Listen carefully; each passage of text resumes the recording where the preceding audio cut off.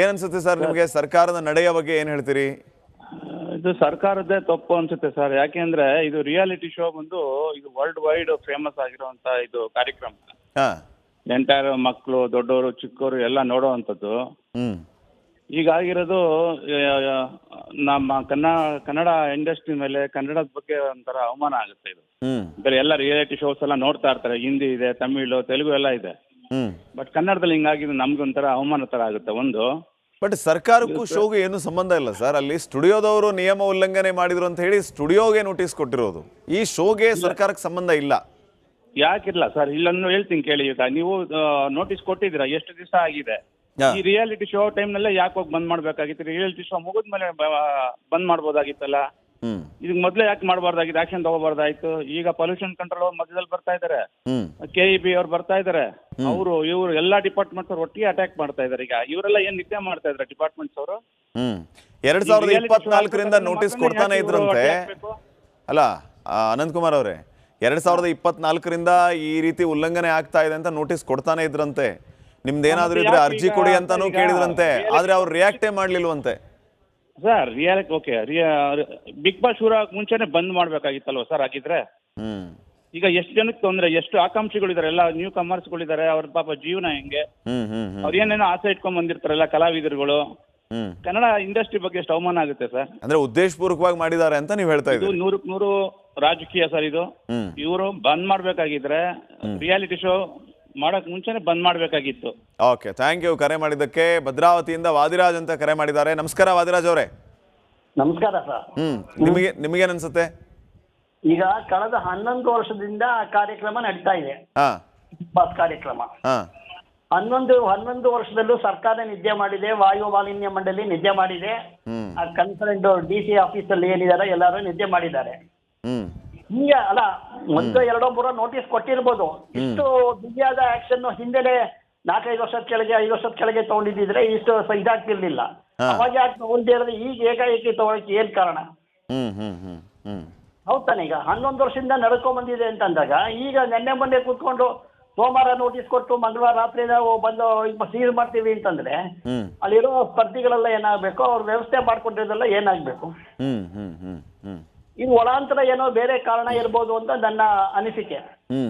Okay, thank you Vadiraj ಅವರೇ ಕರೆ ಮಾಡಿದ್ದಕ್ಕೆ. ಮತ್ತೊಬ್ಬ ಕಾಲರ್ ರೆಡಿ ಇದ್ದಾರೆ. ನಮಸ್ಕಾರ. ನಮಸ್ಕಾರ ಸರ್. ಸರ್ ನಿಮ್ಮ ಹೆಸರು? ಸರ್ ವಿಜಯ್ ಕುಮಾರ್ ಇಂದ, ಜಗಳೂರಿಂದ ವಿಜಯ್ ಕುಮಾರ್ ಅವರು. ಮಾತಾಡಿ ಸರ್. ಏನನ್ಸುತ್ತೆ ನಿಮಗೆ? ಇದು ಬಿಗ್ ಬಾಸ್ ರಾಜಕೀಯ ಮತ್ತು ತ್ಯಾಜ್ಯದ ಕಾರಣ ಎರಡೂ ಇರ್ಬೋದು. ಒಂದು ಬಿಗ್ ಬಾಸ್ ಓಪನ್ ಆಗ್ಬೇಕು ಸರ್. ಮತ್ತೆ ಇದು ಏನದು ರೂಲ್ಸ್ ಹೇಗೇನಿದೆಯೋ, ಮಾಲಿನ್ಯದು ಏನಿದೆಯೋ ಅದನ್ನ ಅದು ಪಾಲನೆ ಮಾಡಿ, ಮತ್ತೆ ಅದು ಟೈಮ್ ತಗೊಂಡು ಅದು ಪಾಲನೆ ಮಾಡ್ಕೊಂಡು ಬಿಗ್ ಬಾಸ್ ಓಪನ್ ಆಗ್ಬೇಕು ಸರ್. ಇದು ಏನೊಂದು ರಾಜಕೀಯದು ಕಾಣ್ತಿದೆ ಸರ್ ಇದರಲ್ಲಿ. ಇದನ್ನೊಂದು ಬಿಗ್ ಬಾಸ್ ಓಪನ್ ಆಗ್ಬೇಕು. ಮತ್ತೆ ಅಲ್ಲಿ ಡೈಲಿ ಎಲ್ಲ ಕರ್ನಾಟಕದಲ್ಲಿ ಎಲ್ಲ ಜನರು ಅದು ಟೈಮ್ ಎಂಟರ್ಟೈನ್ಮೆಂಟ್ಗೋಸ್ಕರ ನೋಡ್ತಾ ಇರ್ತಾರೆ ಬಿಗ್ ಬಾಸ್. ಸೊ ಟೈಮ್ ಎಲ್ಲ ಫ್ಯಾಮಿಲಿ ಪೂರ್ತಿ ಕುಂತ್ಕೊಂಡು ನೋಡ್ತಾ ಇರ್ತೀವಿ. ನಾವು ಕೂಡ ಡೈಲಿ ಯಾವುದೇ ಮಿಸ್ ಮಾಡ್ದಂಗೆ ನೋಡ್ತೀವಿ, ಪ್ರತಿ ಎಪಿಸೋಡ್ ನೋಡ್ತಾ ಇರ್ತೀವಿ. ಓಕೆ, ಹಾಂ ಸರ್, ಇದು ಓಪನ್ ಆಗ್ಬೇಕು ಸರ್ ಇದು. ಓಕೆ, ಥ್ಯಾಂಕ್ ಯು ಸರ್ ಕರೆ ಮಾಡಿದ್ದಕ್ಕೆ. ಮತ್ತೊಬ್ಬ ಕಾಲರ್ ರೆಡಿ ಇದ್ದಾರೆ. ನಮಸ್ಕಾರ ಶಿವಾನಂದ್ ಅವರೇ. ನಮಸ್ಕಾರ. ನಮಸ್ಕಾರ ಸರ್. ನಮಸ್ಕಾರ. ಏನ್ ಅನ್ಸುತ್ತೆ ಶಿವಾನಂದ್ ಅವರು ನಿಮ್ಗೆ? ಈಗ ಜನಾಂಗೀಯ ರೀತಿ ಟಾರ್ಗೆಟ್ ಮಾಡ್ತಾ ಇದ್ದಾರೆ ಅಂತ ವಿಪಕ್ಷದವರು ಆರೋಪ ಮಾಡ್ತಾ ಇದ್ದಾರೆ. ಹೌದು ಸರ್. ನಿಮ್ಗೆ ಅನ್ಸುತ್ತಾ ಹಂಗೆ? ಸರ್, ಇದು ಕಾಂಗ್ರೆಸ್ ಸರ್ಕಾರ ನಮ್ಗೆ ತುಂಬಾ ಕಷ್ಟ ಕೊಡ್ತದೆ ಅನ್ಸುತ್ತೆ ಸರ್ ನಮ್ಗೆ. ಯಾಕಂದ್ರೆ ಪ್ರತಿ ಒಂದ್ರಲ್ಲಿ ನಮ್ಗೂ ತುಂಬಾ ಕಷ್ಟ ಅನ್ಸುತ್ತೆ ಸರ್ ಇದ್ರಲ್ಲಿ. ನಿಮ್ಗೇನೇನ್ ಕಷ್ಟ ಆಯ್ತು ಈಗ ಶಿವಾನಂದ್ ಅವರೇ? ಈಗ ನಮ್ಗೆ ಸರ್ತಿ ಹನುಮಂತ ಅವರು ದುಡ್ಡು ಒಯ್ದಿದ್ರು ಸರ್, ನಮ್ಗೆ ಕಪ್ಪು ಒಯ್ದಿದ್ರು. ಈಗ ನಮ್ಮ ಯಾದಗಿರಿ ಡಿಸ್ಟಿಕ್ ಅಲ್ಲಿ ಮಲ್ಲಮ್ಮರ ಅಂತ ಬಂದಿದ್ರು ಸರ್. ಈಗ ಇಂಥವೆಲ್ಲ ನಮ್ಗೆ ನಮ್ಮ ಭಾಗದಲ್ಲಿ ಕಪ್ಪು ಒಯ್ದ್ರೆ ಏನೋ ಒಂದು ಕೆಟ್ಟದು ಅಂತ ಸುದೀಪ್ ಅವ್ರಿಗೆ ಆಗಲಿ, ಬಿಗ್ ಬಾಸ್ ಅವ್ರಿಗೆ ಆಗಲಿ, ಒಂದು ರಾಜಕೀಯ ಆಗಲಿ ಏನೋ ಒಂದು ಅನಿಸ್ತದೆ ಸರ್. ಮಲ್ಲಮ್ಮ ಅವರು ಯಾದಗಿರಿ ಅವರು, ಸೊ ನಮ್ಮ ಮಲ್ಲಮ್ಮ ಅವ್ರು ಇದ್ದಾರೆ ಅಂತ ಹೇಳಿ ನೀವು ಇದನ್ನ ಮಾಡ್ತಾ ಇದ್ದೀರಲ್ವಾ? ಹೌದೌದು sir. So big boss start ಆಗ್ಬೇಕಾ ಬೇಡವಾ?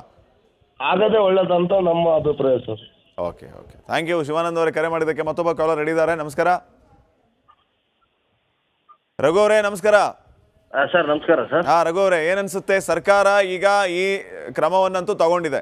ಈ ಕ್ರಮದ ಮೇಲೆ ನಾನಾ ರೀತಿಯ ಚರ್ಚೆಗಳು, ಟೀಕೆಗಳು ಕೇಳಿ ಬರ್ತಾ ಇವೆ. ನಿಮಗೇನನ್ಸುತ್ತೆ ಇದು? ಸರ್, ಈಗ ಸರ್ಕಾರ ಹೆಂಗಪ್ಪ ಅಂದ್ರೆ ಏನನ್ಸುತ್ತೆ ಸರ್ ನಿಮಗೆ ಸರ್ಕಾರದ ನಡೆಯ ಬಗ್ಗೆ ಏನು ಹೇಳ್ತೀರಿ? ಇದು ಸರ್ಕಾರದ್ದೇ ತಪ್ಪು ಅನ್ಸುತ್ತೆ ಸರ್. ಯಾಕೆಂದ್ರೆ ಇದು ರಿಯಾಲಿಟಿ ಶೋ ಬಂದು ಇದು ವರ್ಲ್ಡ್ ವೈಡ್ ಫೇಮಸ್ ಆಗಿರುವಂತ ಇದು ಕಾರ್ಯಕ್ರಮ. ಎಂಟೈರ್ ಮಕ್ಕಳು ದೊಡ್ಡವರು ಚಿಕ್ಕವರು ಎಲ್ಲ ನೋಡುವಂಥದ್ದು. ಈಗಾಗಿರೋದು ನಮ್ಮ ಕನ್ನಡ ಇಂಡಸ್ಟ್ರಿ ಮೇಲೆ ಕನ್ನಡದ ಬಗ್ಗೆ ಒಂಥರ ಅವಮಾನ ಆಗುತ್ತೆ ಇದು. ಬೇರೆ ಎಲ್ಲ ರಿಯಾಲಿಟಿ ಶೋಸ್ ಎಲ್ಲ ನೋಡ್ತಾ ಇರ್ತಾರೆ, ಹಿಂದಿ ಇದೆ, ತಮಿಳು, ತೆಲುಗು ಎಲ್ಲ ಇದೆ. ಬಟ್ ಕನ್ನಡದಲ್ಲಿ ಹಿಂಗಾಗಿದ್ದು ನಮ್ಗೊಂಥರ ಅವಮಾನ ತರ ಆಗುತ್ತೆ ಒಂದು.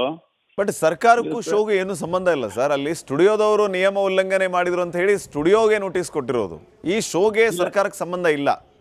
ಯಾಕಿಲ್ಲ ಸರ್? ಇಲ್ಲನ್ನು ಹೇಳ್ತೀನಿ ಕೇಳಿ. ಈಗ ನೀವು ನೋಟಿಸ್ ಕೊಟ್ಟಿದ್ದೀರಾ, ಎಷ್ಟು ದಿವಸ ಆಗಿದೆ?